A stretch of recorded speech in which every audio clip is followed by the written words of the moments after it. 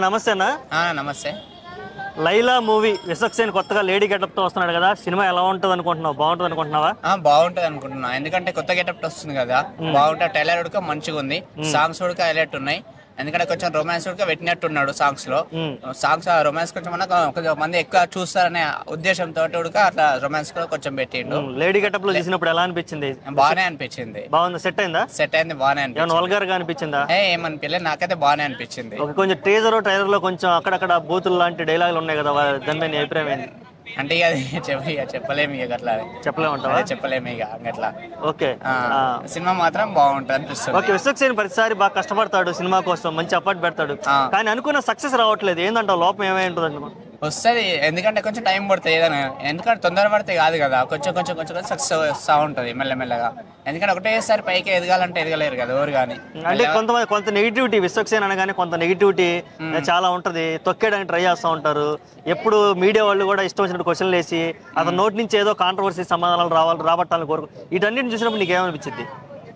ఇక దానికి ఒక్కోళ్ళు ఒక్కో విధంగా అడుగుతారు కాబట్టి ఒక్కోళ్ళు ఒక్కో విధంగా చెప్తారు.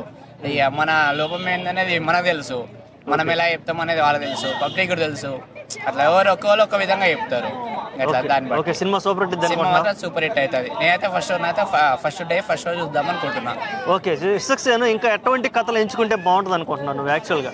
అంటే ఇక కథల గురించి అంటే కొంచెం యూత్ ఓరియంటెడ్ లేంటి ఫ్యామిలీ ఓరియంటెడ్ కథలు ఎంచుకోవాలా? ఎందుకంటే ఆల్రెడీ చాలా రకాలు చేశాడు కదా, నువ్వు చూసావు కదా, అతను ఇలాంటి కథ చేస్తే బాగుంటుందని నీకేమైనా అనిపిస్తుందా? అంటే కథలు అంటే ఇక అతన్ని డిపెండ్ అయి ఉంటాయి, డైరెక్టర్ డిపెండ్ అయి ఉంటుంది, తర్వాత హీరో డిపెండ్ అయి ఉంటుంది. డైరెక్టర్ కథ ఏ విధంగా చెప్తే హీరో ఆ విధంగా బట్టి దాన్ని బట్టి తీసుకోవన్న వద్దా, చెయ్యన్న వద్దా సినిమా అనే దాన్ని బట్టి వాళ్ళ మీద డిపెండ్ అయి ఉంటుంది. అదే ఎటువంటి కథని జడ్జ్ అంటే ఫ్యామిలీ స్టోరీయా లేదంటే స్పోర్ట్స్ బేస్డా? ఒక జోనర్, ఏదైనా ఒక జోనర్ నువ్వేమనుకుంటున్నావు? ఎక్కువ ఫ్యామిలీస్ అండ్ తర్వాత యూత్ కి సంబంధించినవి ఉంటే బాగుంటుంది అని నా అభిప్రాయం.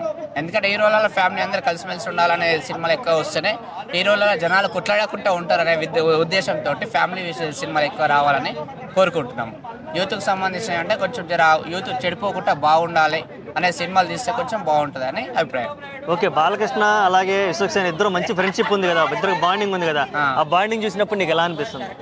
నేను దానికి ఏం చెప్పలేను. ఇక బాగుంది వాళ్ళిద్దరు ఫ్రెండ్షిప్ అయితే బాగానే ఉంటుంది. అందరు ఒకటే కమాండ్ కదా, అందరు ఫ్రెండ్షిప్ ఒకటే విధంగా ఉండాలి, బాగుండాలి అందరూ అందరు బాగుండాలి.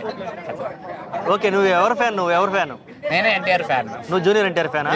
మరి తొందరలో ఇది ఫ్యాన్ మీట్ పెడుతున్నాడు, పోతున్నావా? చెప్తే తెలిస్తే వెళ్ళిపోతున్నా అట్లా.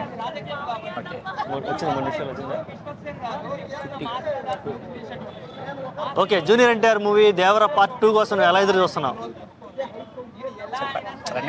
రన్నింగ్ లో ఉంది. ఓకే, దేవర పార్ట్ 2 రాబోతుంది కదా, దాని మీద అభిప్రాయం ఏంటి? అంటే అభిప్రాయం ఏంటంటే చూసిన తర్వాత అభిప్రాయం చెప్పాలి, కానీ చూడకముందు ఎట్లా మనం ఊహించుకొని ఎలా చెప్పగలం? అంటే వన్ మీద కొంచెం నెగిటివిటీ వచ్చింది కదా, అవును. ఆ ఎక్స్పెక్టేషన్స్ దాటాలనుకుంటున్నావా? అన్ని సమాధానాలు రావాలనుకుంటున్నావు దాంతో అన్ని సమాధానాలు రావాలని కోరుకుంటున్నాను అట్లా.